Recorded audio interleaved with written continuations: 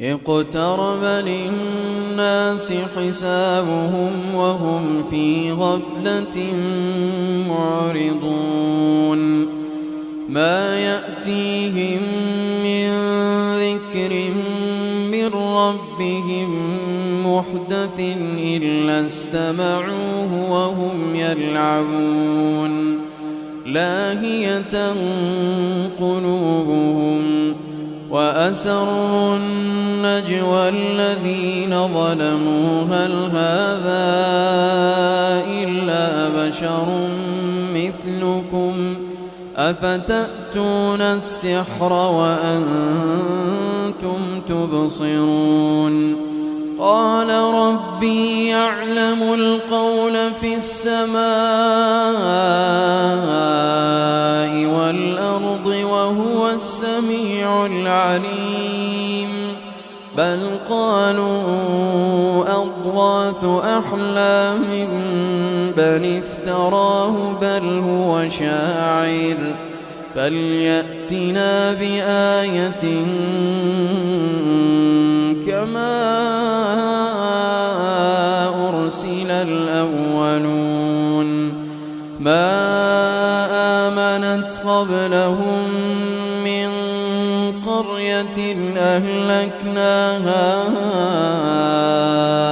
أفهم يؤمنون وما أرسلنا قبلك إلا رجالا نوحي إليهم فاسألوا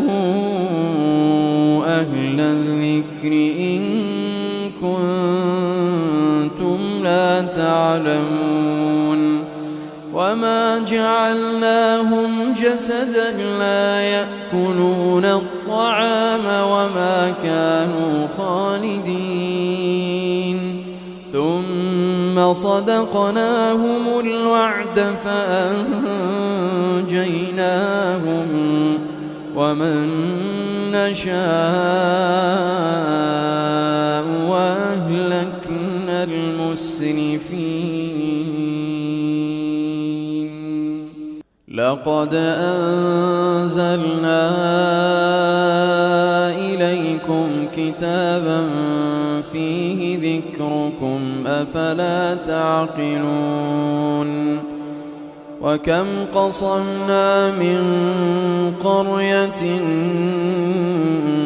كانت ظالمة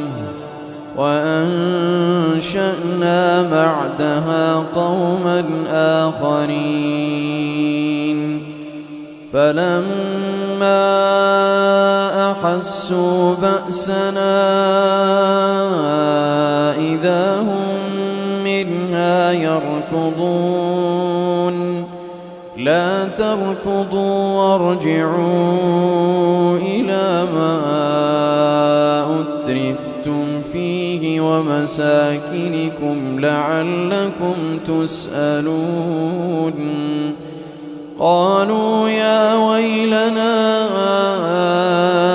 إنا كنا ظالمين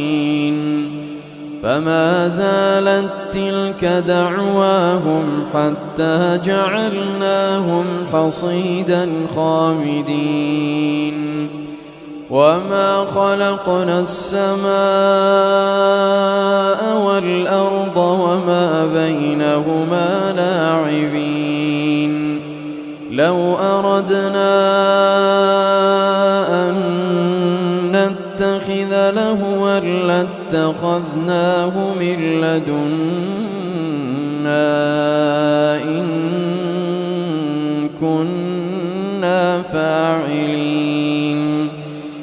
بل نقذف بالحق على الباطل فيدمغه فإذا هو زاهق ولكم